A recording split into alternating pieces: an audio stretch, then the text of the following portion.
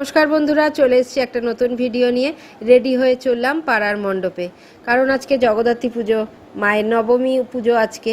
আর আমাদের পাড়ায় একদিনই পুজো ব্যবস্থা করা হয়, সেদিনই ষষ্ঠী থেকে নবমী, চারটে পুজো একদিনের হয়। আর আমি যেহেতু যেতে একটু দেরি করেছিলাম, তাই সব ষষ্ঠীর পুজো শুরু হয়ে গিয়েছিল।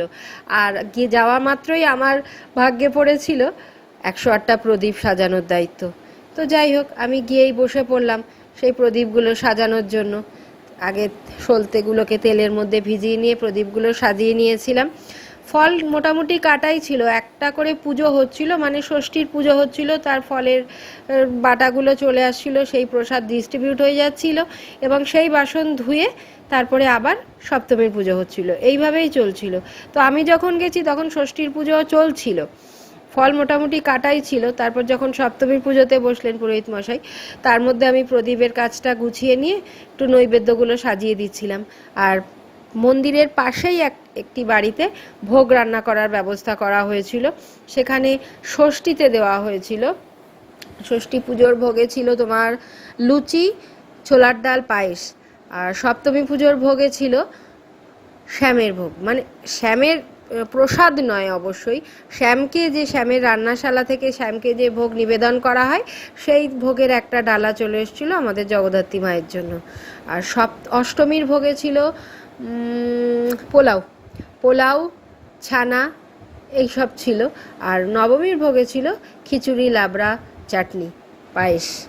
এই আমাদের পুজোর আজকের মানে মায়ের জন্য আমাদের প্রসাদ তৈরি করা ছিল। খুব আনন্দ হলো, সারাটা দিন পাড়ার সমস্ত কাকিমারা, বৌদিরা সবাই মিলে একসাথে পুজো মণ্ডপেই ছিলাম। পুজোটা শেষ হলো 7:45। তারপরে ওখানে চরণামৃত নিয়ে আমি বাড়িতে এসে তারপরে জল খেলাম।